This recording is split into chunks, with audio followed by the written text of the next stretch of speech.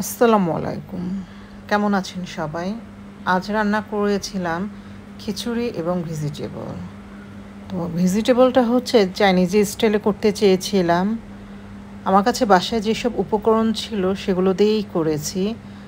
তাই না হয়েছে চাইনিজ, না হয়েছে দেশি, মিডিলে আছে। তবুও ভাবলাম আপনাদের সাথে রেসিপিটা শেয়ার করি। এখানে আমি একটা পেঁয়াজ কুচি করে নিয়েছি, সাথে 2টো কাঁচামরিচ। আপনারা যদি ঝালটা একটু বেশি পছন্দ করেন তাহলে কাঁচামরিচ নিতে পারেন, অথবা সাদা গোলমরিচটা বা কালো গোলমরিচটা ব্যবহার করতে পারেন। তো আমি এখানে পেঁয়াজটা একটু ভাজি করে নিচ্ছি।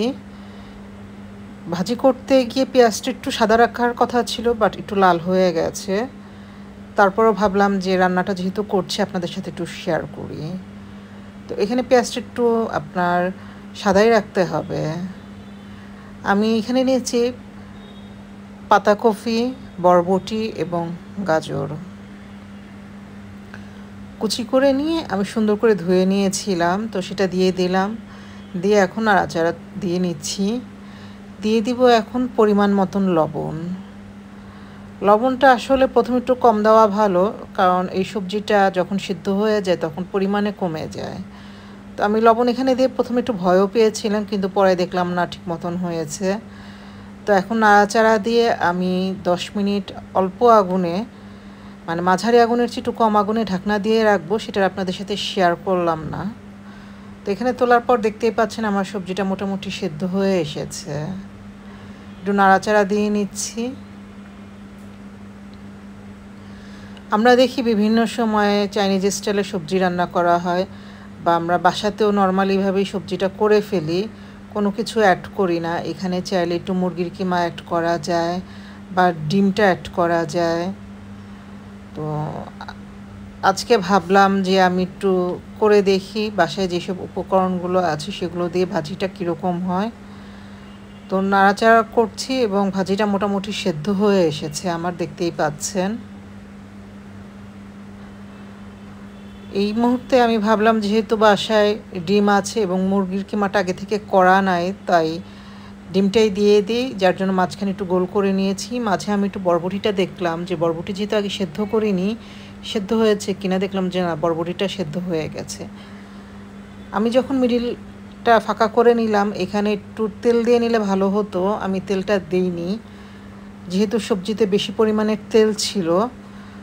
কিন্তু ডিমটা যেহেতু লেগে যাচ্ছিল, আমি পরে অল্প একটু তেল দিয়ে নিলাম। তেল দিয়ে সুন্দর করে নাড়াচাড়া করে নিচ্ছি।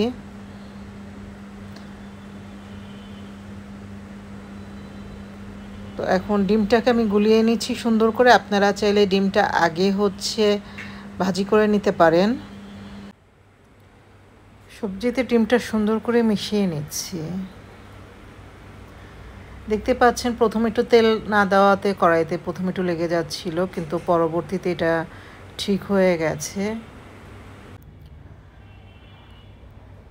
তো আমি ডিমটা দিয়ে সুন্দর করে সবজিটা নাড়াচাড়া করে নিচ্ছি, যাতে পুরো সবজিতেই ডিমটা লেগে যায়। আসলে এই ক্ষেত্রে হচ্ছে আলাদা করে ভাজি করে নিলেই বেটার। যেহেতু আমার প্রথমে মনে ছিল না, বা আমি ভাবিনি যে এই সবজিতে ডিম দিব, তাই আমি এভাবেই করে নিলাম। তো আমার মোটামুটি হয়ে এসেছে। এখন আমি 1 চামচ সয়া সস দিয়ে দিব এখানে। আপনারা সাথে 1 চামচ ওয়েস্টার সসটাও দিতে পারেন। বাসায় যেহেতু শুধু সয়া সস ছিল, আমি সেটাই ইউজ করলাম। আপনারা এখানে অল্প বাটার কিংবা অল্প ঘিও ইউজ করতে পারেন তেলের পরিবর্তে। এতে সুঘ্রাণটা খুব সুন্দর আসবে এবং খেতেও ভালো লাগবে। সাথে একটু টেস্টিং সল্টটা ব্যবহার করতে পারেন, বা যদি কিছুই না থাকে ম্যাজিক মশলা যেটা ম্যাগির আছে সেটাও ব্যবহার করতে পারেন। আমি ওগুলো কিছুই ব্যবহার করলাম না, আমার কাছে এটাই নর্মালভাবেই ভালো লাগলো। যেহেতু আমি আজকে বাসায় খিচুড়ি রান্না করেছিলাম এবং খিচুড়ির সাথে ব্যবহার করব সবজিটা, আশা করি খেতে খুব একটা খারাপ লাগবে না। আপনারা এভাবে ভাজি করে কিন্তু বিকালে নুডলস অথবা স্যান্ডউইচ বানাতে পারেন। তো আমার মোটামুটি ভাজি হয়ে গেছে। এখন আমি সবজির সাথে খিচুড়িটা পরিবেশন করলাম। খুবই কিন্তু সুন্দর লাগছে এবং খেতে খুব ভালো হয়েছিল।